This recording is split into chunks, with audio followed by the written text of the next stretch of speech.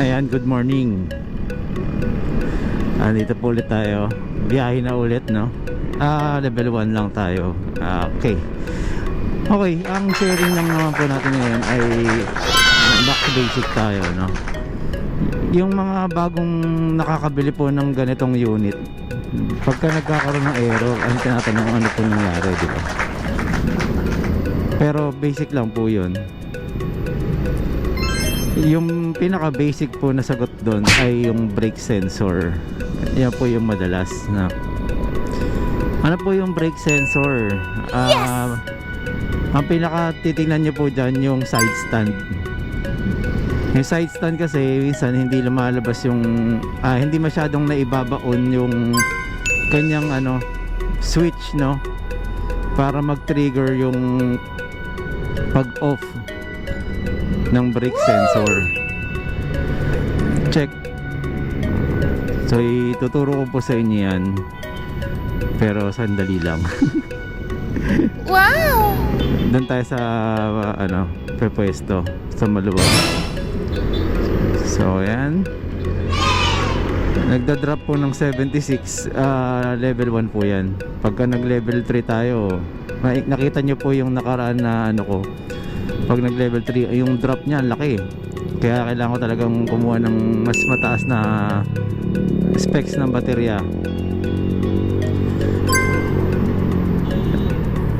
Ayan, kaya po tayo nandito dahil kakaliwa tayo.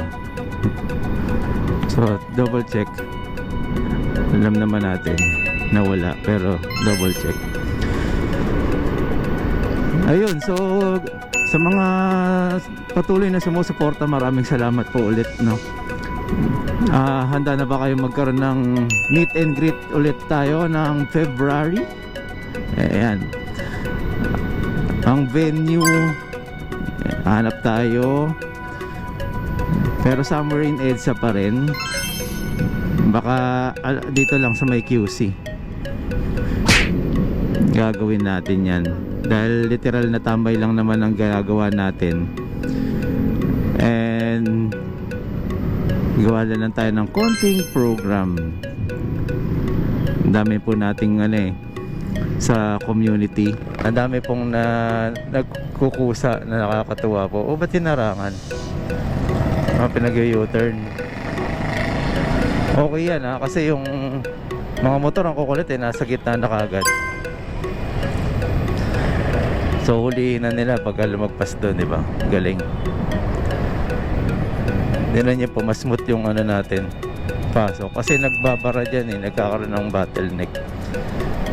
So Vertis North na po tayo. Nice! Hindi tayo makasingit signal tayo.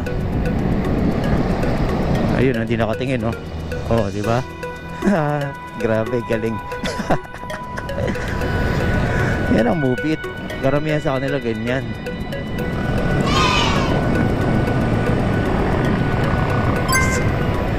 Yung ginawa nila na yun, kung ako po bubusin na ako ng matagal yun. Kaya lang, dahil tayo ay defensive, alam na natin ang magiging sitwasyon, di inay na lang tayo. Okay, mabilisan. Teka, nun tayo, mainit dito mukhang wala rin naman lilim pala, no?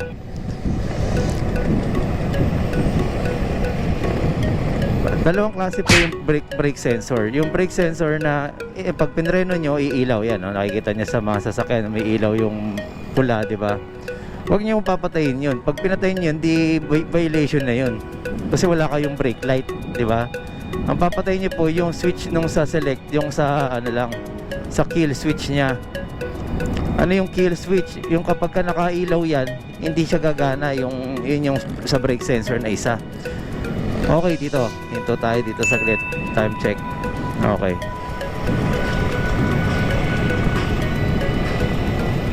daanan pala yun. Ayan, na-anticipate natin papasok talaga yan, wala siyang choice Okay, dito muna, sandali, pakita lang natin mabilisan yung brake sensor. Ito po, pagka ito po binaba nyo, makikita nyo to. Ayan, pag ayan lumabas po, di ba? Ayan, pag yan hindi nasuksok na maigi, hindi po siya hindi po siya gagana. Ibig sabihin na nakailaw pa rin po siya. Ayun nakita niyo po umilaw. Ito lang po yung ginalaw ko pagka binaba ko po, ayan, wala na.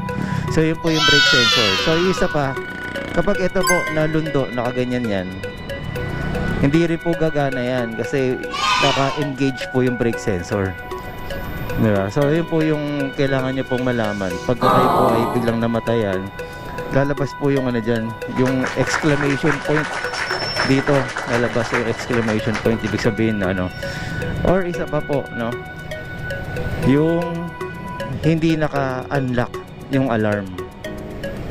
So yun lang po muna siguro ang may share natin ngayon araw, kasi sa mga bago po nalilito po sila, nakakalimutan po nila yung mga ganun.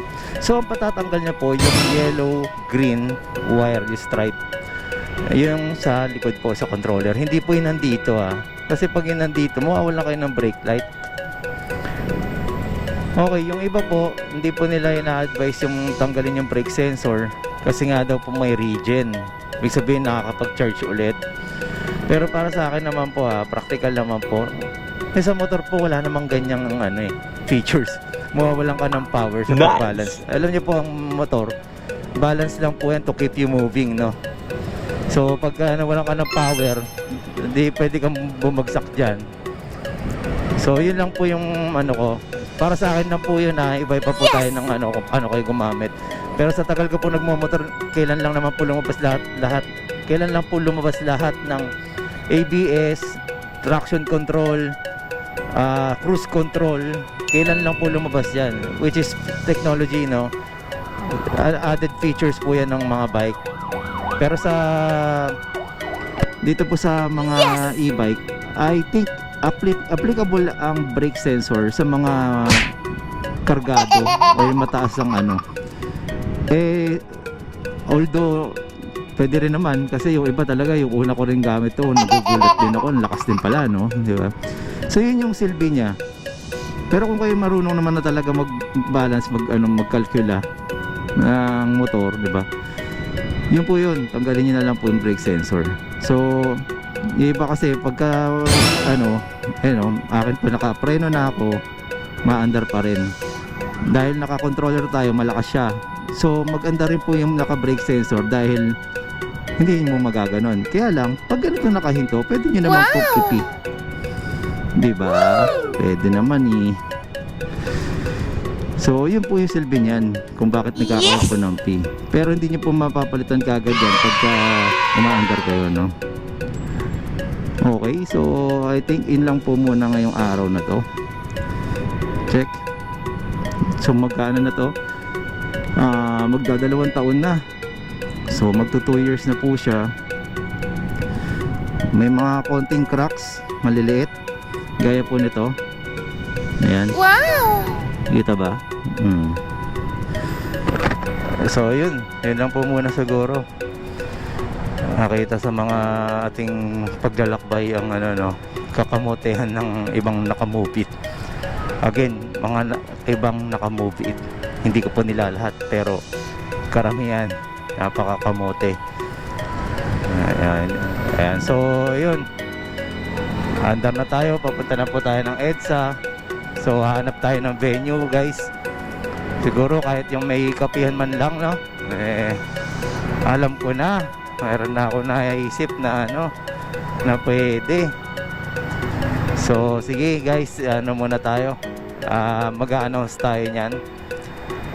Sana maraming pa rin pumunta at dumami pa lalo, kasi maging advocacy natin, guys. Wala tayong puhunan dito, wala tayong nilalabas, wala tayong dito, wala tayong parang entrance fee, wala pong mangongolekta, wala pong magsasabing para sa snacks, kasi KKB muna tayo, guys. KKB muna tayo.